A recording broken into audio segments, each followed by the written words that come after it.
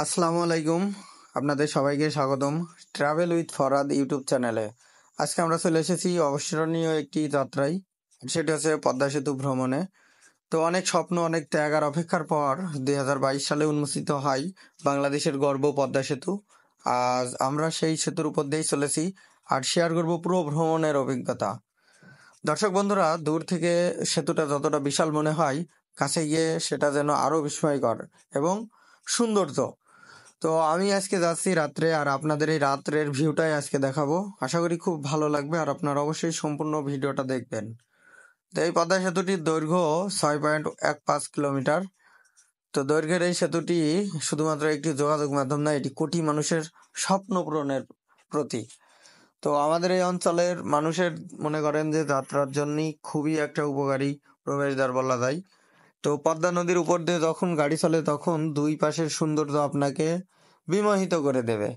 এক পাশে বিশাল জলরাশি, অন্য পাশে নৌকা আর ছোট ছোট চর। এই দৃশ্য ভুলে যাওয়ার মতো না। তো সেতুর মাঝখানে দাঁড়িয়ে অনুভব করলাম যেন বাংলাদেশের সমকমতার প্রতীক। এটি কোটি মানুষের শ্রদ্ধা ভালোবাসা দিয়ে গড়া এই সেই সেতু, আমাদের আত্মবিশ্বাসের প্রতিচ্ছবি। তো এই পদ্মা সেতু নিয়ে অনেক কেলেঙ্কারি, অনেক কাহিনী আছে। তো আমরা সেদিকে যাব না, আমরা আমাদের এই সৌন্দর্যটা এবং আমাদের এই দেশের সম্পদ, কারণ এই সম্পদটা আমাদের একার ব্যক্তিকেন্দ্রিক নয় বা সরকার কেন্দ্রিক নয়, আমাদের বাংলাদেশের প্রত্যেকটা মানুষের ভ্যাট ট্যাক্সের টাকা দিয়েই মূলত এই সেতুটা। তো পদ্মা সেতু পার হয়ে যখন দক্ষিণ বাংলার পথে পা রাখলাম, তখন বোঝা গেল এই সেতুর বদলে দিয়েছে সময়, অর্থনীতি এবং মানুষের জীবনযাত্রা। তো আজকের এই পদ্মা সেতু ভ্রমণ আসলে কেমন লাগবে আপনারা এই ভিডিওটাই বুঝতে পারবেন, কারণ আমাদের জার্নিটা ছিল আজকে রাত্রে। আর রাত্রের এই সুন্দর এই অভিজ্ঞতাটা হয়তো সবাই দেখাতে পারে না। আর আশা করি আপনাদের দিনের যে সৌন্দর্যটা সেটাও আপনাদের দেখাবো।